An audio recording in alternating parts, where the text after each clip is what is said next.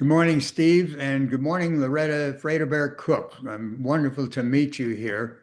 What I'd like to do, since you and Steve have known each other and worked together for so long, is just sit back and listen for a while.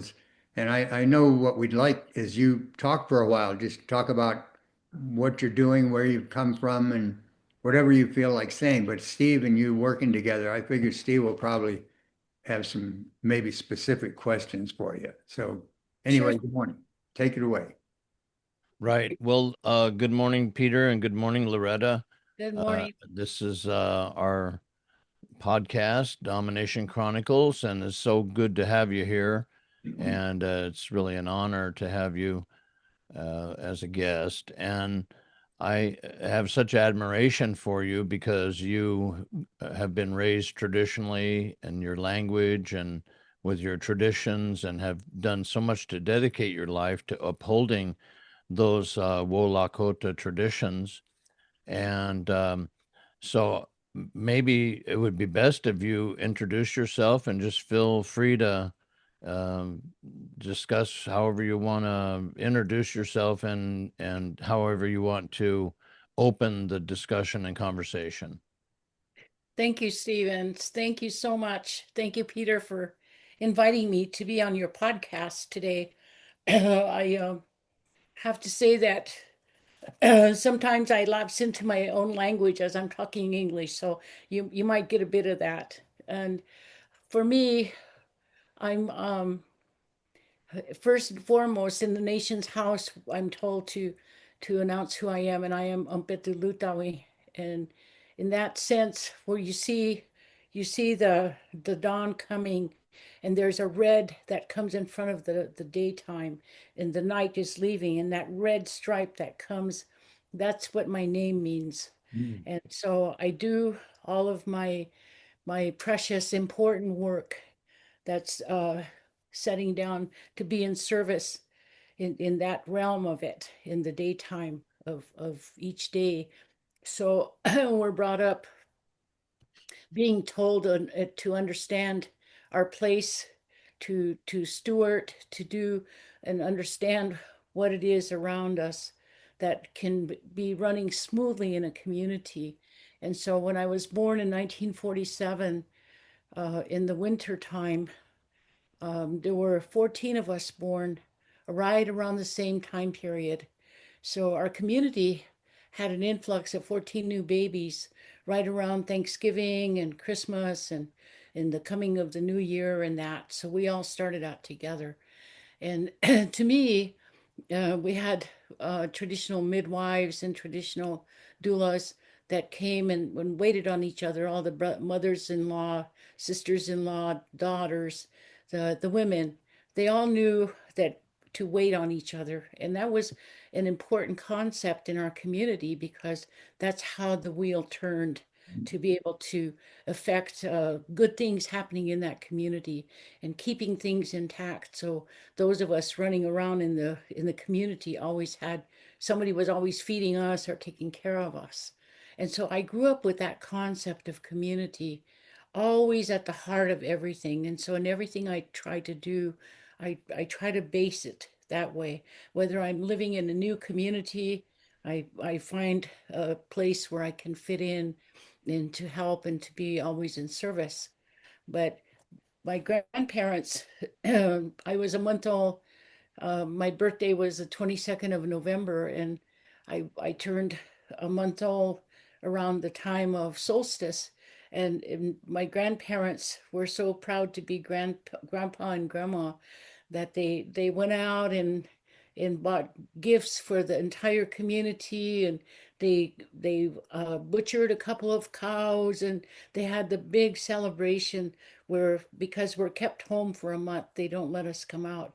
We were presented to the community at that Christmas time, solstice time. And so we had we had a upbringing like that. Some of us right from the get-go were presented, and there's certain protocols that are affected, and we grew up knowing about those things. We grew up knowing about when to talk and when not to. So, it was a really familiar, safe community for me growing up. We had gardens. My grandparents had, big gardens.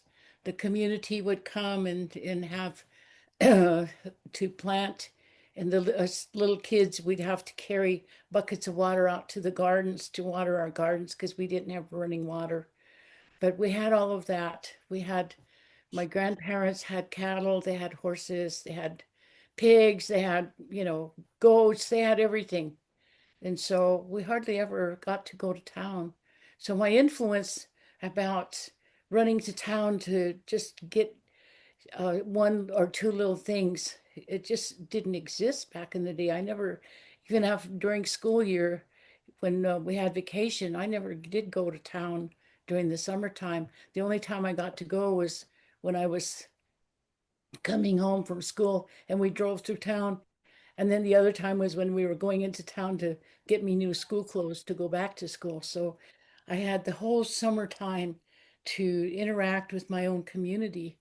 And so growing up in that way, it was just celebration of marriages, whatever that our people were doing. We had our local medicine man in our community. My grandmother that caught me or delivered me, the midwife was the medicine man's wife, Grandma Jenny. And so those concepts about being grounded became very much appreciated by myself when I began to grow up and then come into a larger time. I kept close to the traditional ways. I stayed close to that and was always looking for people who I could interact with or people I could be in service to in that. And it was really nice. I didn't begin my life towards Sundance until I was older in years. I was in my 20s when I finally stepped into the circle that way. Do you have any questions? Steve, you're muted. Yeah, thank you. I wanted to ask you, when you were born, would you say that the first language that you heard as an infant was your Lakota language? Was that the first language spoken to you as a newborn baby? Yes, yes. I always have a hesitancy about speaking the language because the English language, because very early on they told us that it's very ambiguous, and so we have to be very careful how to choose our words and how to speak it. And so I must say that when I was in school, I was always flunking English because it was just one of those things that was a whole different train of thought and train of mind for me. But at the same time, my Lakota language, my Oglala Lakota language, it I speak with the owl, the owl dialect, and so it's a little bit more defined, I think, in the way that I understand against the N language or the D language, the dialects. And so for me, it was always lapsing into that. My language just, I didn't have to think about it. I just did it. And I don't remember learning it. I just remember it being a part of my growing up. Yeah, I think that's such a crucial point that when the babies began to be born and the first language spoken to them was English, that Yeah, was the beginning of the end right there. that's right. Because that effort on the part of the United States to destroy the language, to cut that off, to engage in linguicide, the intentional killing of language, the outcome of that was then introducing the newborn infant to the colonizer's language first, and then the original language becomes a second language, which is crazy, right? Right. And yeah, what would you add to that? Well, everything that all of the teachings, the teachings for rites of passage say uh, I was at the tail end of this transition where I still was accessed that rite of passage. So those 14 of us that I was telling you about, we were all, I guess we all kind of got lumped together in the community where we were being taught all of these things. Basically, we were the oldest child in our families in some respects. So I think when teaching of proper ways to do things like the sacred foods, you're taught about that. You're taught about season when these things are grown. You're taught about where they're grown and who you have to share that with. One of the things that we talk about food sovereignty in that respect is how do we maintain our good health if we can eat properly? How do we do that? And with along with that, with the introduction to convenience, it was a harsh way for us to change because we were on the run all the time, just taking and eating whatever. So Mm. it took out its time on us. But to teach these things when the first berry grows in the shale rock, because we lived among the shale rock, the little cliffs and that among the around our area, there was shale rock. And so you know that things like the rattlesnakes live in those shale rock areas, so you have to know all of those things. So we're taken and we're taught all of that, Mm. and we're also taught about to share what we have. So on the shale rock in the month of June, before all this climate change happened, there's a little, it comes up as a little tree. Maybe it's got five little branches on it, and it only comes up in June. And there's maybe 4 or 5 little berries on there, and they're called auyampi.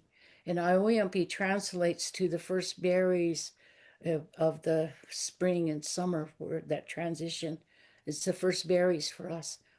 But we like, so we're blessed to go and get those. So we wait for them to get to that place. So in June we go down and get them. The other one for that is also uh, Teamsila. Teamsila are those little tubers that grow only in the month of June. So their flowers come up and you can get them. And at the end of June, the flowers go away. And so you can't find them anymore. You can't get them.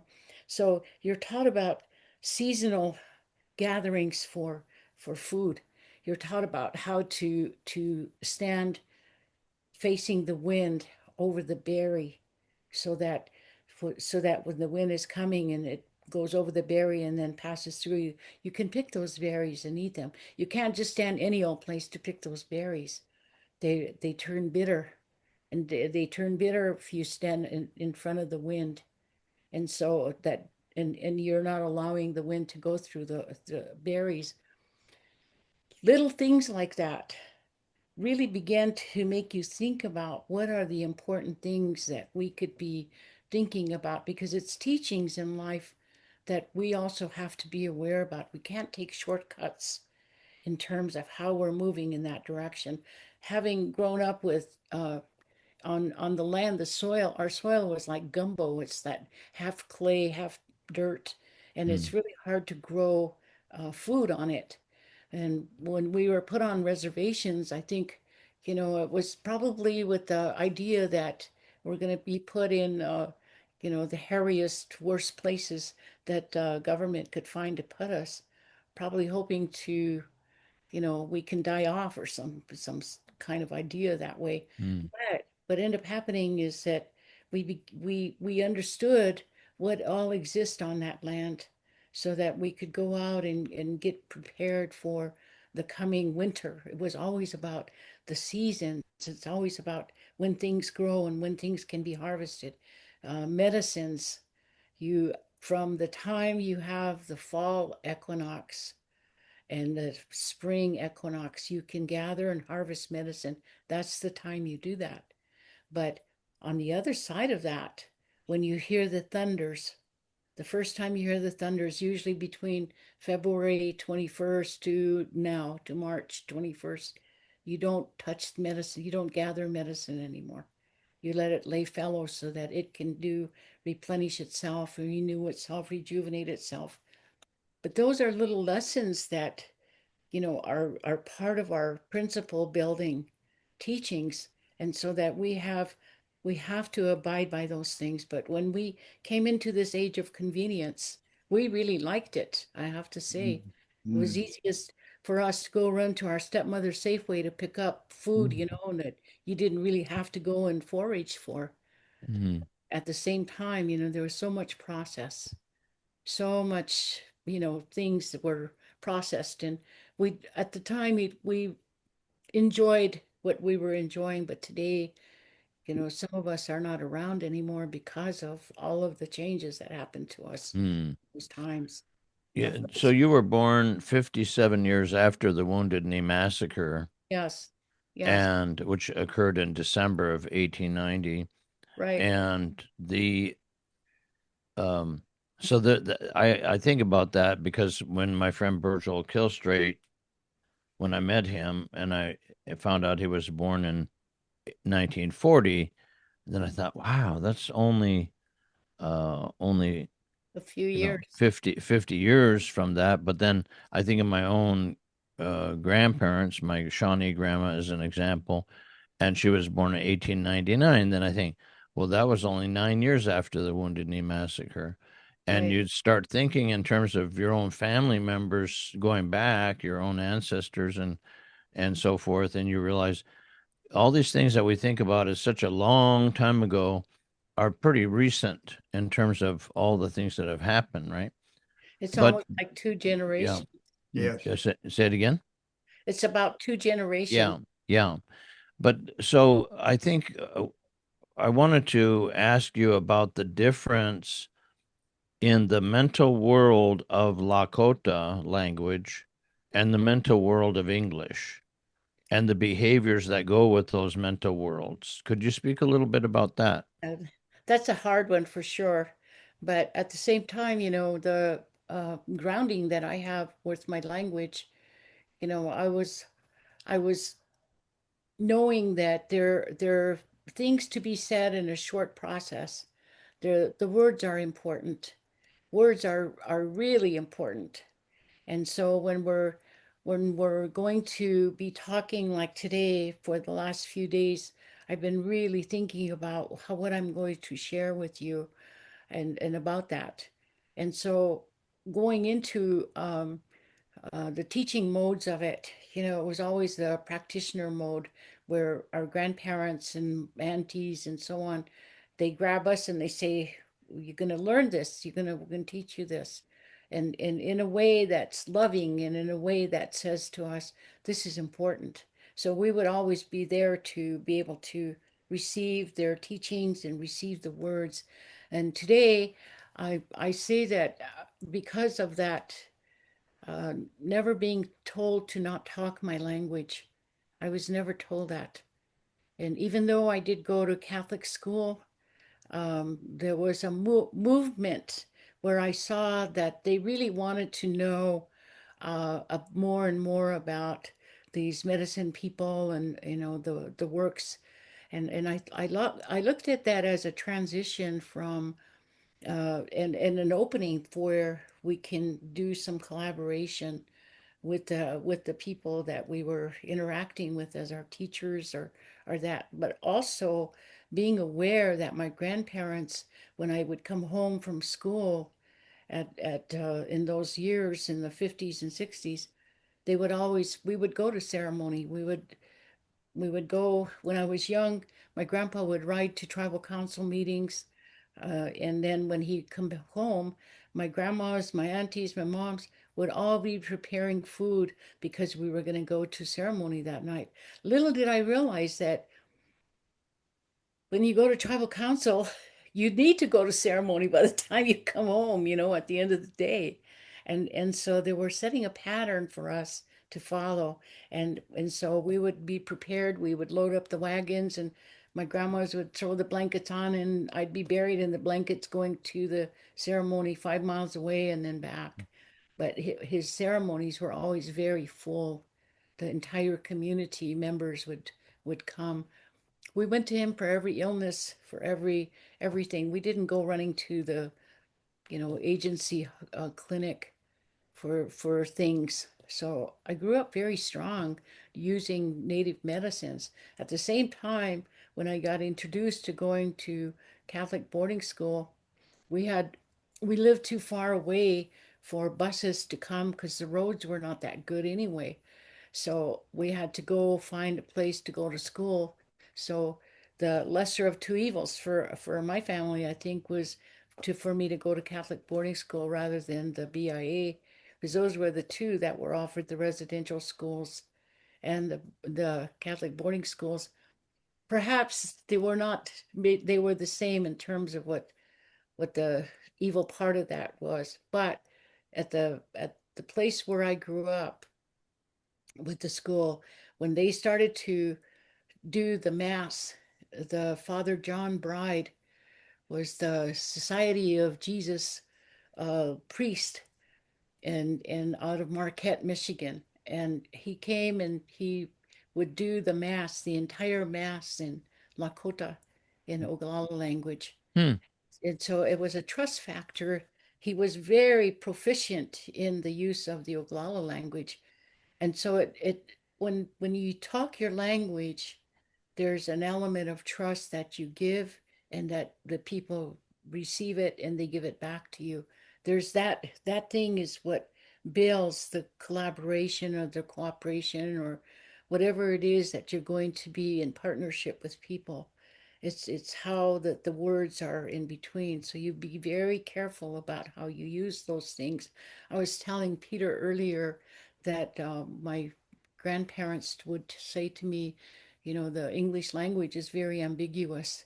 They can tell you something and mean something else totally. So it's not just one way. You have to hear it with an open mind because you need to figure out what is it that they're really saying to you. Like we did when we went to see Bishop Tomasi, Mm-hmm. and he was saying, "What is it you want?" And I thought to myself, "My gosh, for all these years our people have been coming here and they don't hear us, so I think it requires that we have an openness, like Peter was willing to let me come on and talk, and you invited me to come and talk with Peter, and I was really looking forward to it because here again is an opportunity for us to have a real candid conversation, as it were. But at the same time, I felt comfortable enough to say, okay, he doesn't really know who I am, but I don't know who he is, but I'm going to trust that the people who put us together are feeling like we could interact together in a partnership way. So in that way, I can just explain it about that much because I think it takes a lot. It takes a lot for people to sit together to talk because sometimes you feel like, oh, is anybody really listening to me? Is anybody really hearing me? It may not be so simple when I talk about it in my language, and it's not. And I treat it with respect, but at the same time, with very few words in English, you can say something, but perhaps you're not getting at the heart of it. So you have to rely on each other. So that reliance, I think, can be built up to be a very strong relational building of people in a community, building towards community again. Mm. It's always with that in mind because you're doing things in a relational way. Like I have relationship with you, for me, it's whatever it is that you're doing, I'm really happy to be a part of it because you're always really strong in how you give teachings and how you talk to people. So I really enjoy all of that because I learned something from it too. Mm. The I, as you know, I like to emphasize the original free existence of our nations and peoples, extending back to the beginning of time and thinking about the origin stories, the creation stories, such as Virgil would always uh, express and explain to people, because he was wanting people to understand the basic principles and the understandings of how things came to be the way that they are. But then that free existence, that system of domination that was brought across the ocean by ship based on those Vatican documents and other such documents, that contrast between the free way of life and people that want to rob our peoples of a free way of life and impose something else on us, And so when you think about that in Lakota, for example, in the documentary movie Oyate Woyaka, The People Speak, Bryant Highhorse remembered as a little boy hearing his elders say, as I recall it, I hope I'm not mispronouncing it, but um, Ehani Yushka Unk Umha. That's Mhm, how he taught me to say it. mhm, And meaning, long ago we were free. mhm. And so how do you think about that? How do you express that in Lakota? You had a little bit different way of explaining that in the Lakota language. I think I think there was a prayer, maybe not a prayer, but like maybe a poetic way to identify how we used to be, and in that reference, when you do the prayer part of it, like the formal, then you have to use that language. And so that language that Brian just taught you is really appropriate to that. And another way to do that is that to get the attention of the everybody of every age, you start off by saying he hunk he huh, he hunk he huh, and it means back back when it used to be, Hmm. way back when it used to be. He hunk he huh. Meaning that these things are not just something that we just started today, but back then. And so you have a platform where you've practiced all of these things in just the right measure and just the right way, because when we're taught these ways, we're taught you don't add anything and you don't take anything away. You do it and be taught and share, and just the way that you're given those things by your old ones. And so it locks you into a feeling of being safe, and at the same time a correct manner, like you're standing up for your people and being in service. You're doing it in a correct manner, and that they will lovingly correct you if you step out of line or if you just misstep. They don't berate you and try to shame you. We didn't ever have any of that shaming kind of correction, Hmm. and that all came, the aggressor language, always takes us to that place where there's something violent, or that the native peoples, like for me, that we have to have their authority in order to make something happen. And so for me, it's always like stepping away from that, to think that, I wonder who taught them, who gave them the right to be the way they are, to be as mean or as whatever they're presenting. But I just always respect them to stand and listen, and then I'll say what I have to say about it. Yeah. But at the same time, I found that to be, um, we climbed to the mountain in Kogi land, the Kagaba Nation in Colombia one year, and there was this 24-year-old young Kogi leader. He had asked us to sign a commitment to say, that the three things that ruin the world, that are in the world, that are causing chaos today, are infidelity between a man and a woman, um, child, uh, what are they, childhood, child abuse, sexual abuse of a child, and the third one was homosexuality. He said that those three things were what are causing the world to be in chaos. There's a way to change, but we have to acknowledge that those are the things. So then I said to him, I said, tell me, I said, have you ever been married? And he said, no. And I said, have you ever fathered a child? And he said, no. And I said, were you ever abused as a child? Did anybody ever try to abuse you as a child? He said, no. So I said, so that you don't know the relationship between men and women, you don't have any knowledge. So I said, how can you, at your age, where you've never experienced any of these, be telling me I'm 60 some odd years old, and you're telling me that you want me to commit to this, what you believe, when you have never had that experience. Mm. And so then he got real angry at me. He said, "These are the ways of our people." And I told him, "Yes, but you have to learn how to do these things in a way from experience. Mm. And only then can you begin to let me know that you have compassion, you have the sense for having working with people, so that you can call it what it is then. But today I'm not going to go along with you, and I'm not going to sign your paper because I don't stand with you in that way." So sometimes you have to pull from your own tradition what that is. And a lot of what goes on in the world today, there's so much change has happened that we frown on those who are different. And the bigger part of that is that the world of the aggressors frown even that much more on everybody, Mm. and not accepting that we all have a place in the world. Hmm. That there's that missing component for them.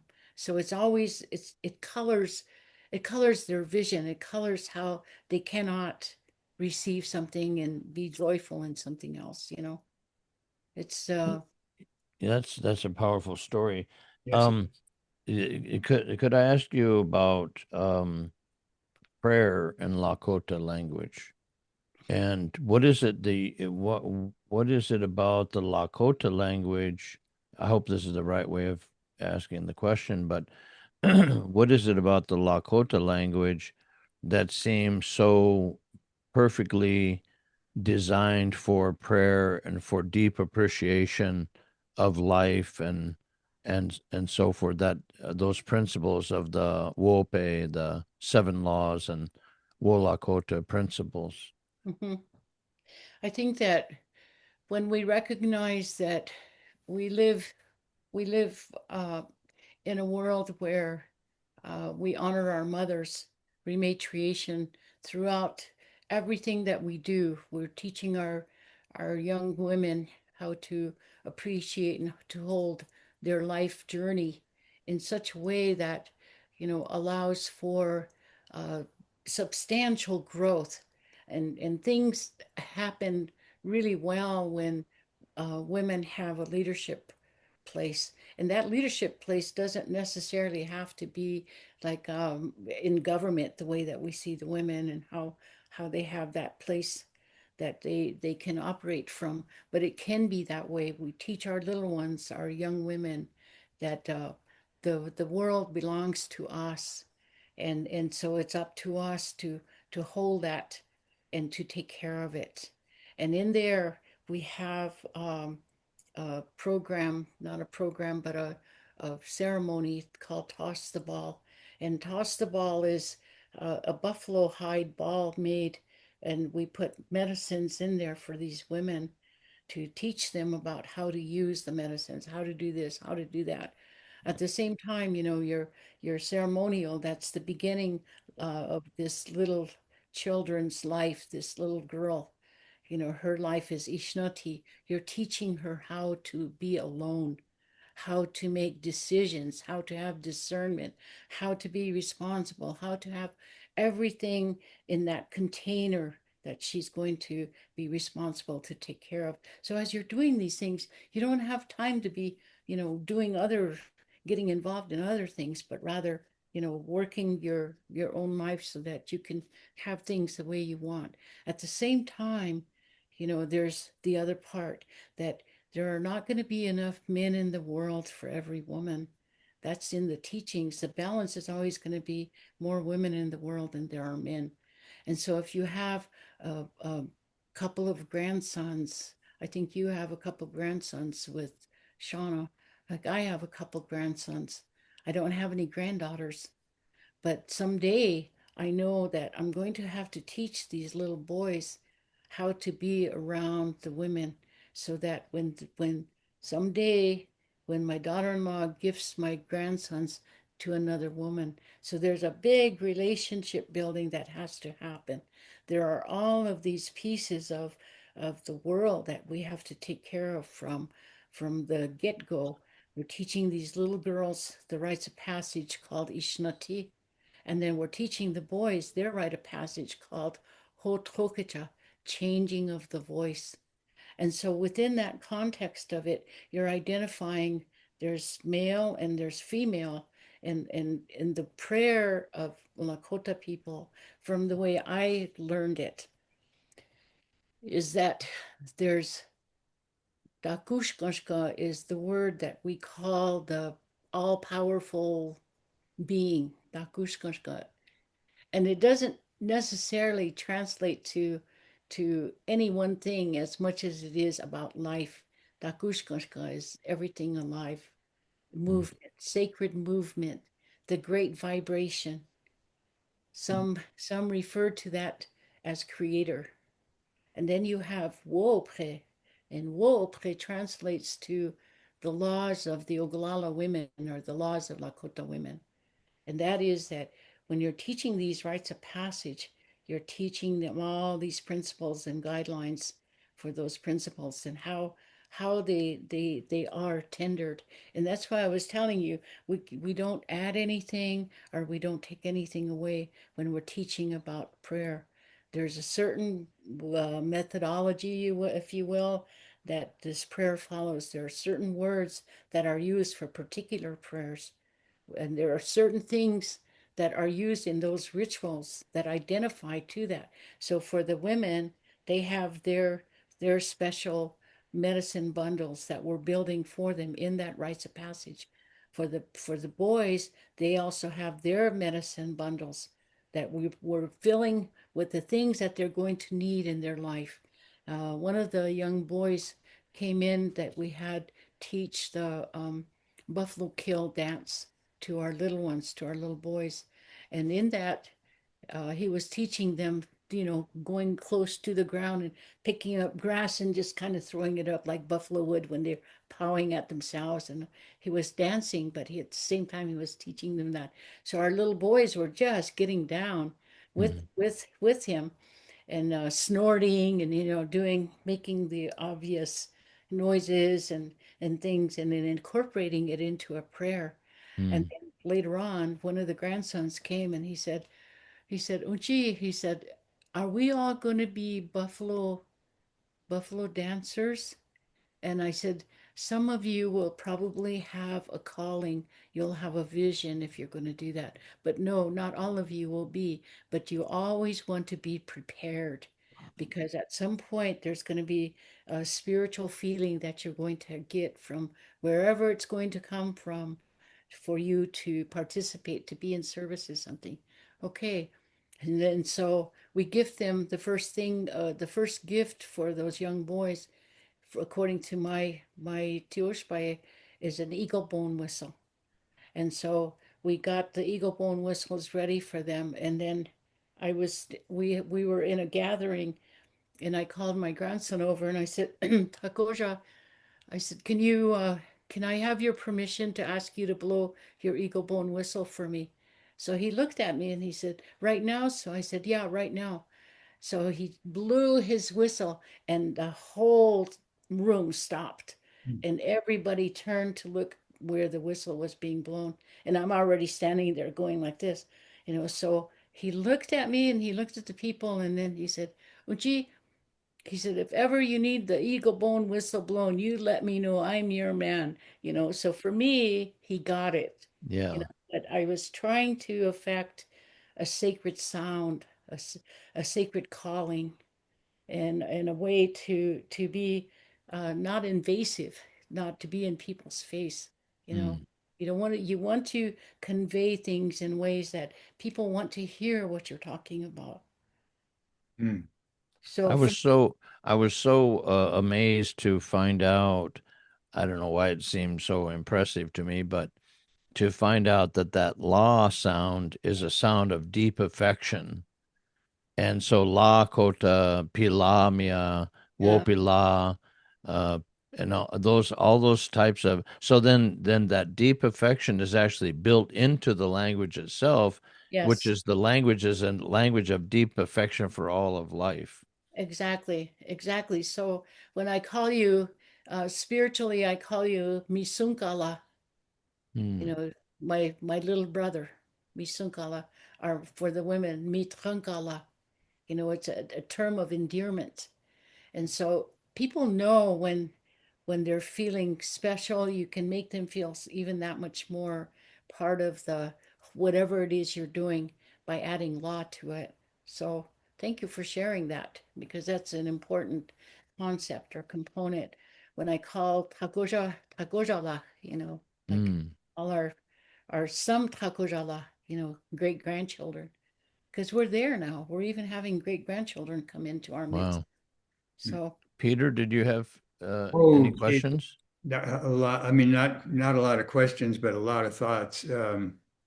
I guess Loretta and I talked just briefly before we put the recording on, and I told her a little bit about what you already know about growing up with my Italian grandparents and aunts and uncles, and that very much echoes the sense of how I learned about family and about the rest of the world. And I guess I want to say also that I was blessed by the fact that my grandfather was very much anti-Catholic, so we did not get mixed up with all of that.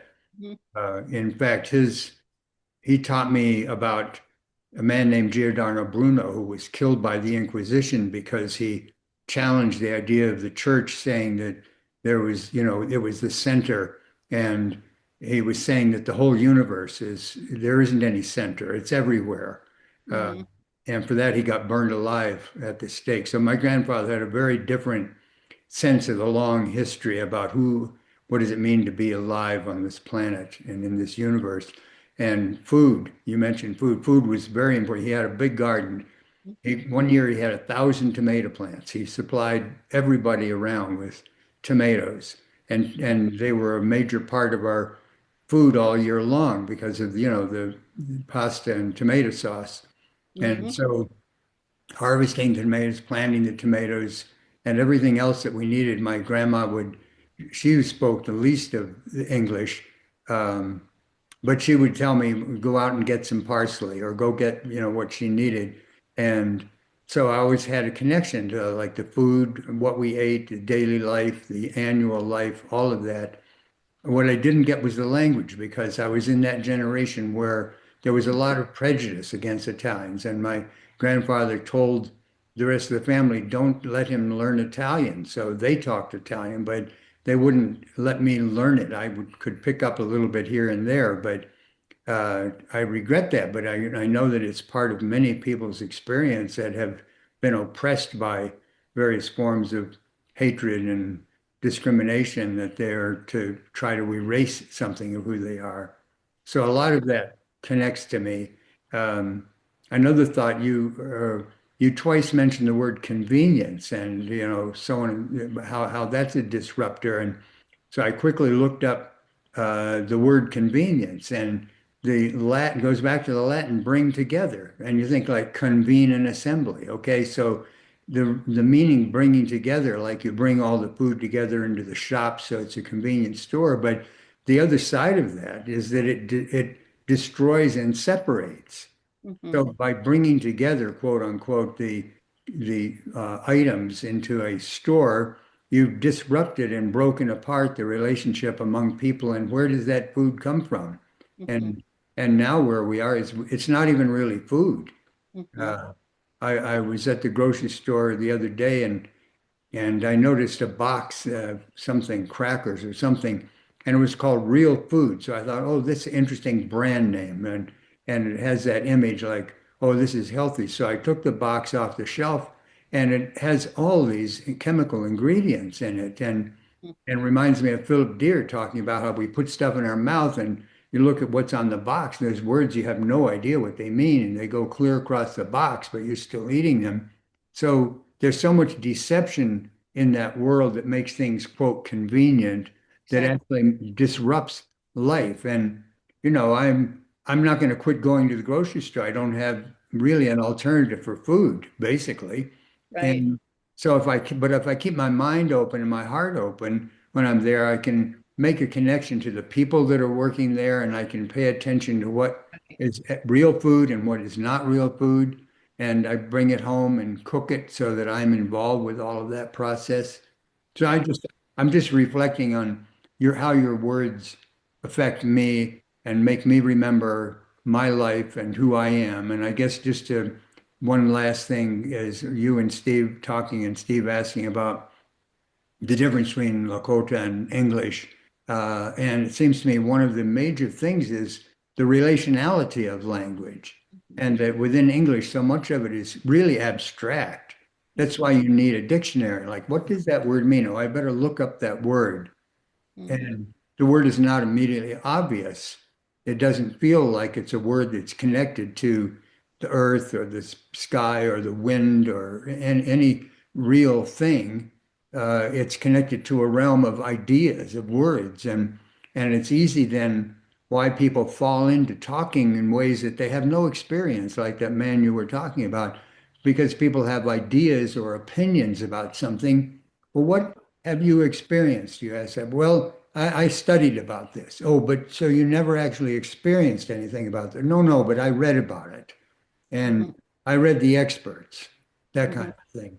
And so, well, where's your actual knowledge? Where are your feet on the ground, in relation to what your knowledge is? Well, for many, many people, probably most people in this so-called civilized world, it doesn't come from that.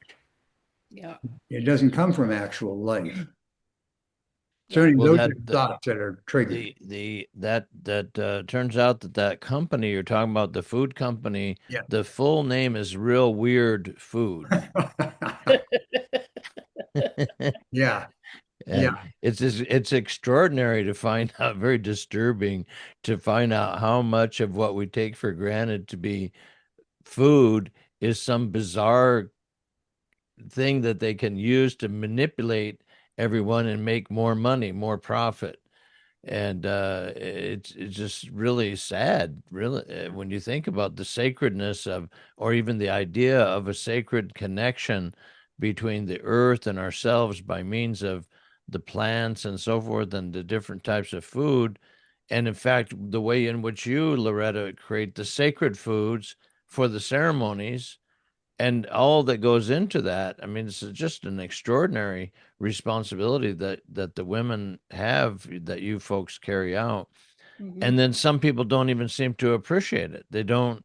It's kind of like, yeah, what, that disturbs me when I see that there's not that deep appreciation for the role that you still try to maintain up to this time.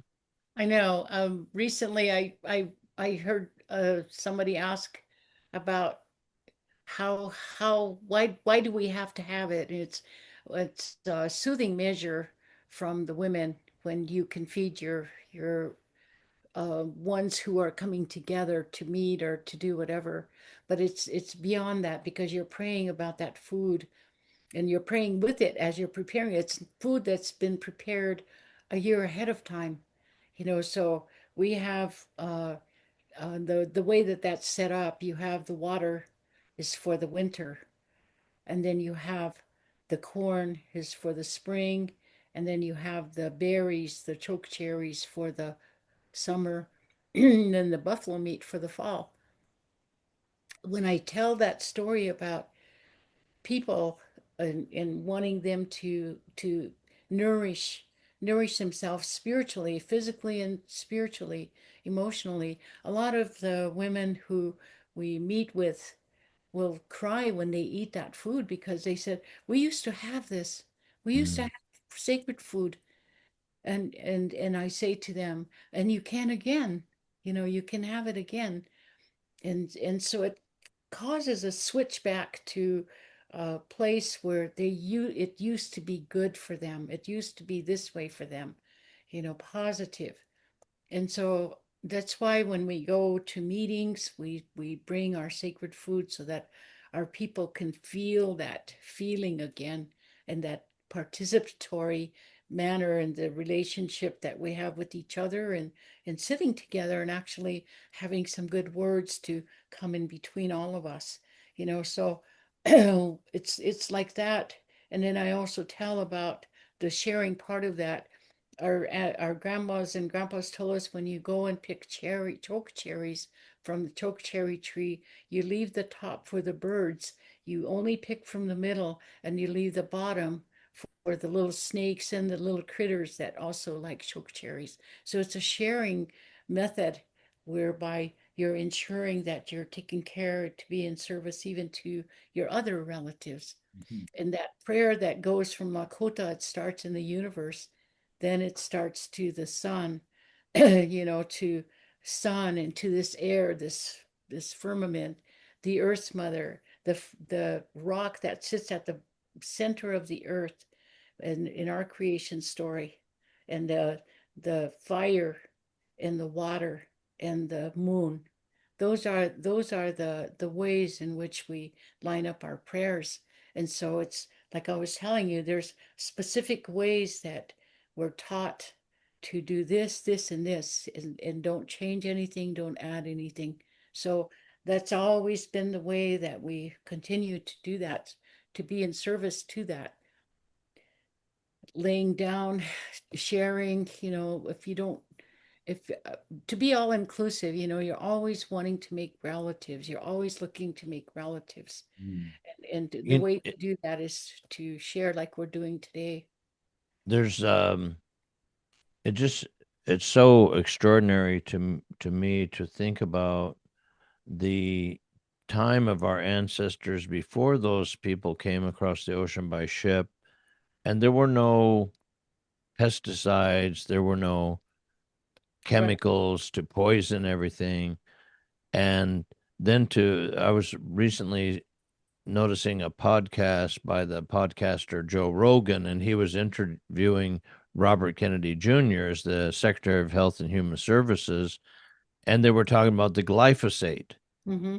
and the extent to which that's in the food. And Bobby Kennedy Jr. said, well, he made a statement, to paraphrase, that basically the entire U.S. food system is reliant on this pesticide, this poison. And it's extraordinary to think about that. So they've taken what the sacred food and they've contaminated everything. And a lot of these are they even have a term called forever chemicals, Mm-hmm. meaning they're never going to go away. So to me, there's a kind of an insanity. There's a type of a madness that is endemic and just intrinsic to the whole nature of their domination system. And then how do you get away from it? That once, so that's why what you're doing and the things that you're maintaining, that you've managed to hold together, you and other traditional folks that have maintained your ways, is so crucial to the planet. Is absolutely crucial to the planet. And so I want to thank you and just say how much I admire your commitment and the way of life that you have upheld and maintained based on your upbringing. And it's just a beautiful thing to see. And I very always think very fondly of you and how honored I am to have you as a friend. Well, Well, thank you, I'm Steve. going to ask Loretta, I know we're getting near the end of the hour, but I have a question. I think it's a hard question. So people talk about relearning languages, and my friend Jessie Littledoe, Mashpee Wampanoag woman, has done a lot of work with, recovering the language there. And she she's been working at it for a while. But it's a question is like, to me it seems like she has to start with the Bible that I forget, one of the famous missionaries there created a Bible, and he wrote the English and the Wampanoag. He'd try to write the sound of the Wampanoag. So she discovered that. She said, well, maybe that will be a clue to getting back into the Wampanoag language. So that's incredible work, but she still is having to start with that English. So Mhm. it seems to me that there's that problem is that if anybody is trying to learn a language which is so completely different from English. It's not like Spanish or French or German that's related. It's completely unrelated. It's like a whole different universe. It's in a different universe. What are your thoughts about it? Is it even possible to do this reclamation? What are your thoughts on that? You know, I was thinking about uh, some of the some of the people who have been involved in that, and knowing that their work is now centered around their own families and it's growing. But if you have one speaker, you know, you almost need to sit down with your own family members and begin there, and then it starts to reach out. But they've been speakers, they've been teachers for, you know, 50 years of the language. And so we still have some people, like in our Oglala people language base, we still have people who are still fluent and can are always happy to teach. And so those are the people that I've relied on to come into our rites of passage program and to begin working with our little ones, because we know that English is really prevalent among a lot of our native people's ways. They don't use the natural language anymore. And so we have to preserve it some way. And one of the things I'm doing recently is they're going to have an AI summit in Paris, France, I think April 14th through the 17th. And it's on indigenous culture. And I want to see, I want to know what is it that they're doing. And I talked to Steve about this earlier about AI and in that how that can affect what it is we're trying to preserve our languages with.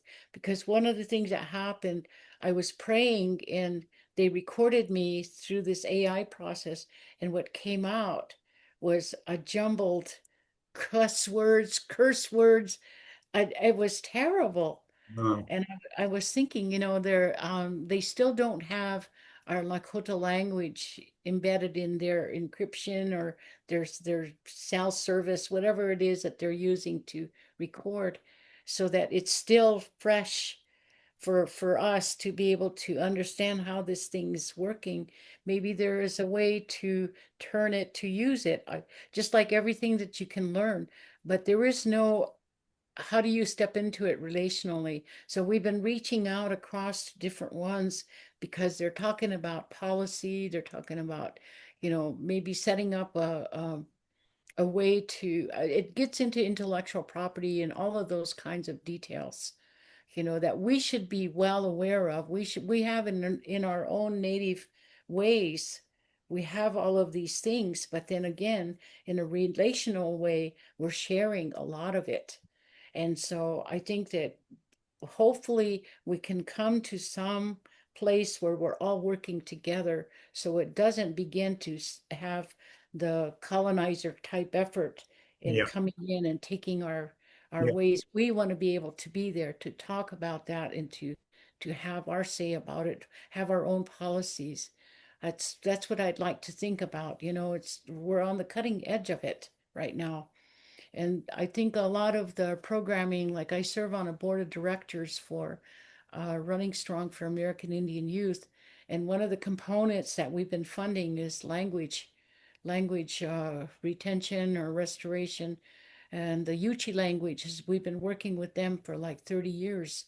And they only had like one or two language speakers, and now their children are playing and talking in the language on the playgrounds. You know, it's like their first language again. So there's hope in it. The Mohawks here also have a language nest. They have a baby nest of language. And so from the time those little ones are coming in at, I don't know, maybe a year old or even younger, the mothers are invited to come in and bring their children in so that the teachers are working with these babies along with the mothers and the families, teaching them cooking. They have they have the hominy corn, which we use in our sacred food because it isn't tainted. It's not changed. I guess the big seed companies try to come in and change it, hybridize it, and they couldn't do it. So that's the corn that I use in our sacred food preparation. We use try to have organic buffalo meat. We try to get our berries close to the mountains so that it's free of disease. So there's ways and means to do things, but it takes time, your precious time, to go and drive clear to Wyoming, to the mountains, to pick cherries, or to do whatever you do. Or you buy the buffalo meat, the careful raised buffalo meat, and then you have to sit and dry that. So for a year ahead of time, it requires that we be prepared all the time.